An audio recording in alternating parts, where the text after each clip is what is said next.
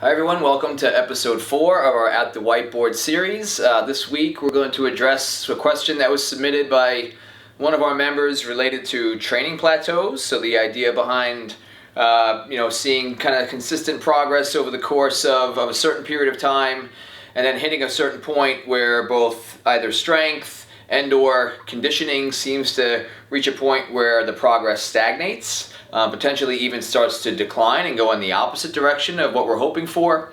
And that can be related to progress in really any area, potentially. For our purposes within the CrossFit spectrum, we're going to talk about it related to fitness in general.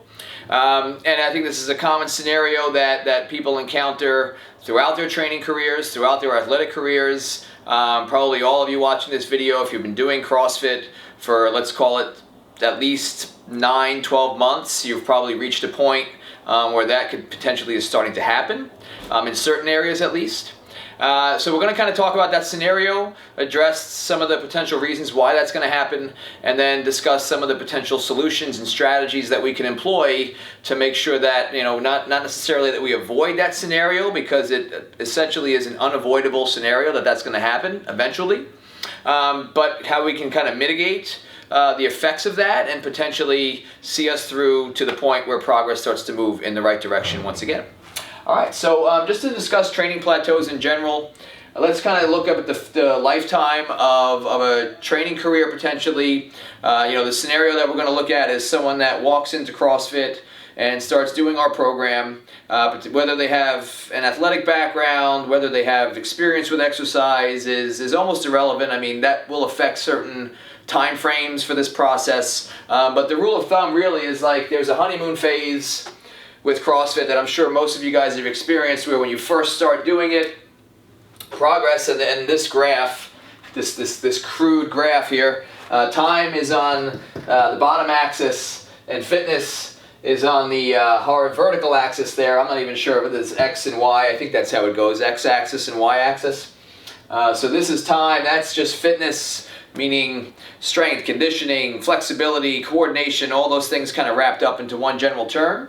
And in general, what we see is that when people first start out, progress is fairly rapid and consistent. And so fitness gains improve fairly dramatically, potentially even from like one session to the next if you're a true novice. And they are consistent, meaning that, almost effortlessly, as long as you are consistent with the training and coming in and showing up and doing the work 3, 4, potentially at 5 times a week, that you're going to see this trend continue for X amount of months, potentially even a year or two.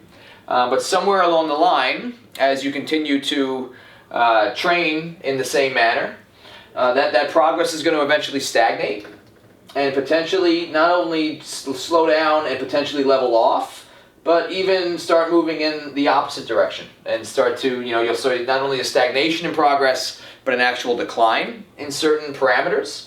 And then, eventually things start moving in the right direction again, and then they stagnate and fall off, and stagnate and fall off, and so on and so forth. And this what this represents really, and this is obviously not exact or specific or perfect by any means, but in general, throughout the course of a training career, looking at let's call it a 5-year period, this is what most people's progress is going to look like. A period of steady, consistent progress, fairly rapid progress, a point of stagnation, maybe a little drop off, and then followed by another period of progress, stagnation, drop off, so on and so forth.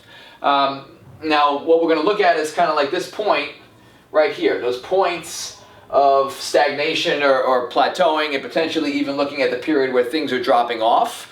And I mean, we're not going to look so much at what the causes are, because the causes can be quite diverse and fairly complex depending upon the type of individual we're working with and the training program they're following. So we're not really going to get into that discussion, because that'll take forever and overcomplicate things, quite frankly. Just kind of go with the notion that this is a fact of our program. It's a fact of training. It's just the way that it works.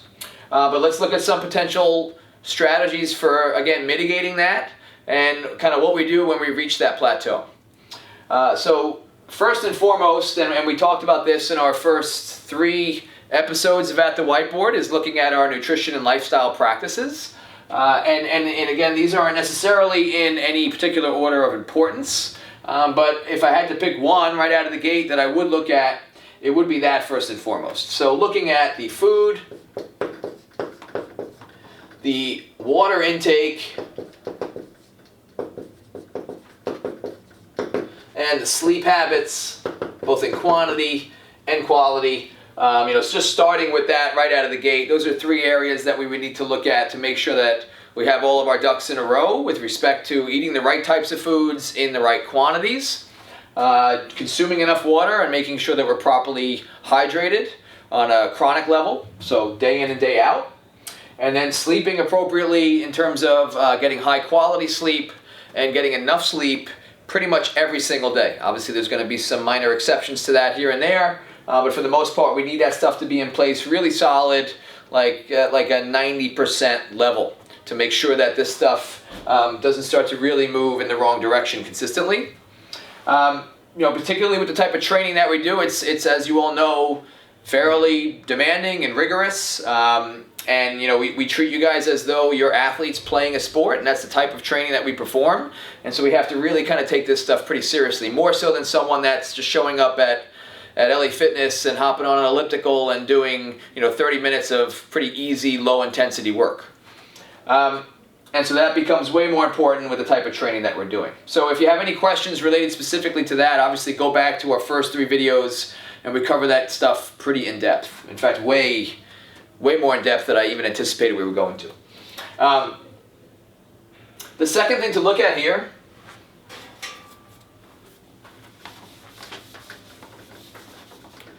is, kind of rededicating yourself, or potentially even just dedicating yourself to the fundamentals of our most basic movements, as well as ensuring that your technique is not necessarily mastered, but that you're on the road to trying to master your technique and improve your efficiency with the movements that we perform in our daily training.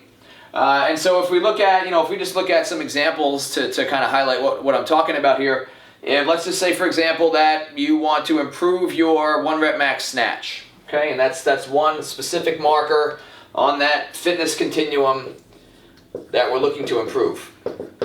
We're trying to get that number to move up, and we're stuck at a point where it's not moving. It's been stuck at a certain point for, let's call it 6 months now, and we can't seem to push that number along.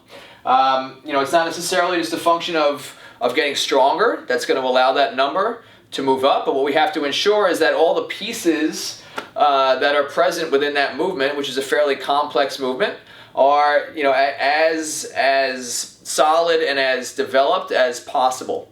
And so if we look at the components of a snatch, and this is a crude list, this isn't all inclusive, but we're looking at obviously an overhead squat, we're looking at a deadlift basically.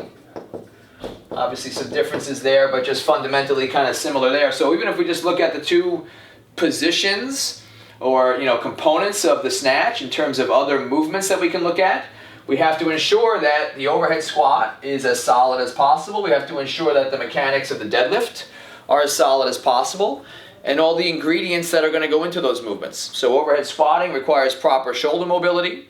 It requires proper hip mobility and ankle mobility. It requires really solid mechanics in just the air squat.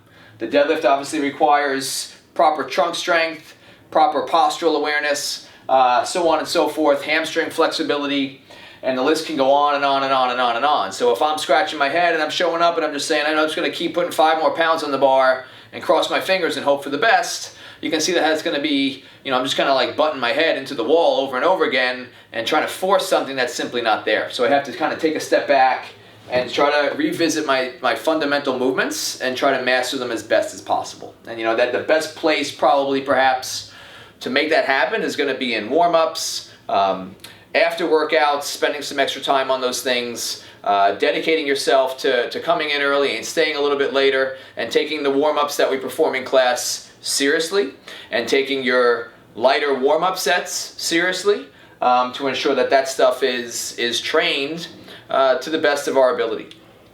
And so that's just one example. We could look at something like Fran. If I want to improve my Fran time, we're looking at thrusters, We're looking at pull-ups.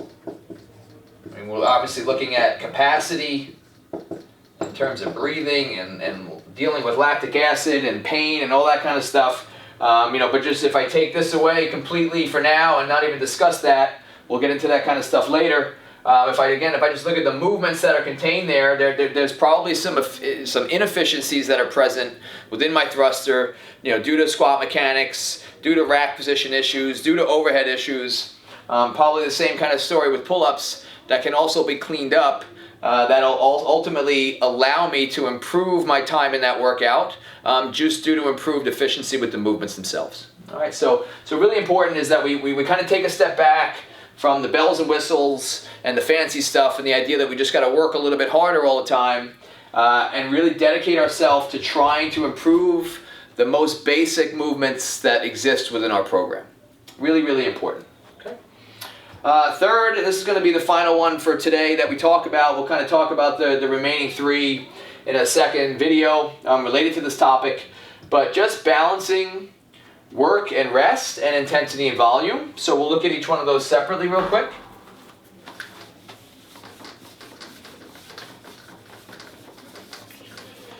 So work and rest, specifically what we're talking about there is the number of days on that I train versus the number of days that I rest or take off. And we're obviously stuck in a mentality where more is better. Pretty common thing that we think of, especially people that are attracted to the type of training that we do. It's kind of the rah more is better crowd. But particularly because, like I mentioned, the program is so demanding, we have to ensure that, yes, we're putting in enough work to see results and progress, but not so much that we start to stagnate that progress just because we're overtrained and we're not really able to recover the way that we need to in order to put the effort in that we're going to have to day in and day out to see the types of results we want. And then, that's kind of just a roundabout way of saying we have to ensure that we're balancing the training with enough recovery. So if you're showing up at the gym 6-7 days a week, typically that's going to be excessive for the average person, especially. It's a borderline even excessive for highly trained and advanced athletes, just again based upon the demands of the type of training that we do. So it's finding that appropriate balance. For us, we generally recommend no more than 3 days on prior to taking a day off. That's a pretty common schedule that we'll encounter. For a lot of people, 3 days is even too much, and we'll recommend just coming in 2 days and training and then taking a day off. But our rule of thumb is if we see you in here more than 3 days in a row, generally that fourth day is just going to be I don't want to call it a waste of time, but it's the effort that you can put in that day typically is not necessarily providing any more benefit to the type of progress we want to see, but rather it's just detracting from your ability to recover and then continue to make progress. So 2 to 3 days in a row followed by a day off is a good rule of thumb for most people. Anything in excess of that, generally you're going to find over the long term that it just becomes a bit excessive. Now the intensity and volume, this is the final point. This is a similar kind of thought process, only it's a little bit more of a micro view of things in terms of like a day-to-day type of effort that we put in and relative to the amount of work that we're putting in each day. So the way that I've seen this illustrated, I forget the name of the book that it's in. The author's name is Joel Jamieson, and I'm stealing this idea, this concept, and specifically this graph from. The name of the book is eluding me right now, so I apologize. But basically, same idea as what we looked at here. On this axis, we have intensity. So how hard I'm working relative to my absolute maximum output. And then on this axis, we have volume. So the amount of work that I'm putting in terms of training quantity each day.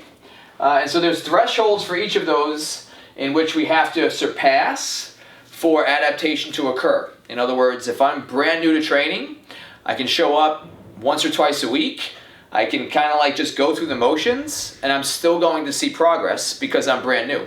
When I become an intermediate, the amount of work that I have to put in and the intensity of that work has to increase for me to continue to adapt and see progress.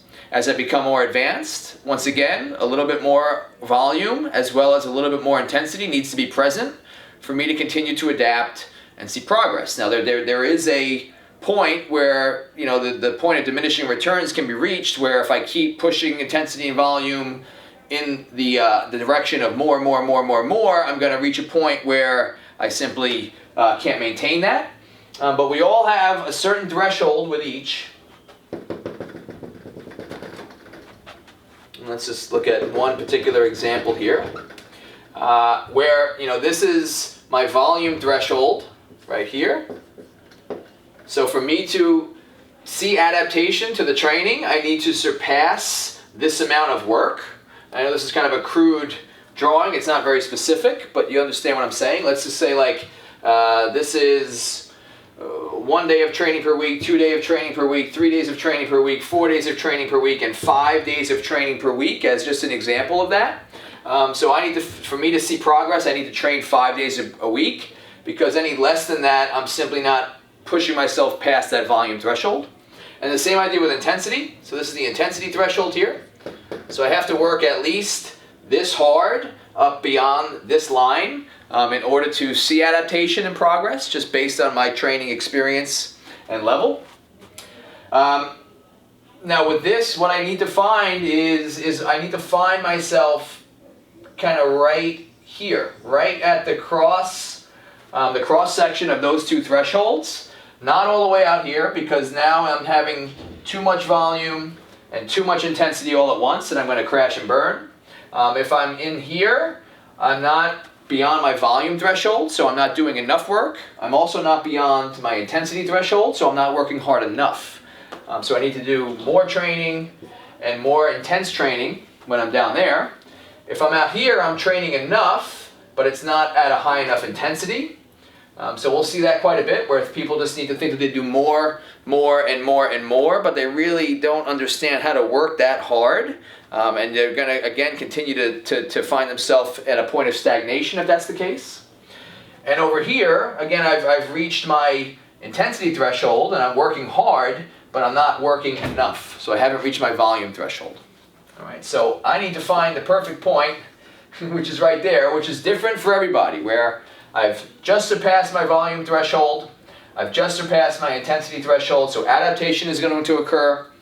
I'm not all the way out here where I'm kind of forcing too much of both all at once. And that's going to be a moving target. It's going to be different across individuals. You have to experiment and figure out what is appropriate for you. But the idea is that we have to find the appropriate balance between working hard enough and working just enough to make sure that we don't find ourselves at that point of stagnation for too long, and continue to force adaptation and continue to progress. All right. So that does it for this week's episode, guys. We talked about these first 3 points. We'll return either later this week or potentially next week with finishing up this topic for our last 3, which is going to be focused weakness training, aerobic training, and the place that has within our program to ensure that we can mitigate this process once again. And then also the idea that, well, sometimes you just need to relax and ride that plateau and enjoy the process and not stress over results all that much, which is obviously going to be a major overlying theme with all this. So thank you, guys. If you have any questions pertaining to this specifically, I know some of that stuff was very general in nature, but if you want to discuss your particular situation, please reach out to me, Dennis@CrossFitGardenCity.com. Grab me at the gym, stop in my office, and we can chat, set up a consultation, whatever the case may be. And we will see you in episode 5, where we'll continue this conversation. Thanks, guys.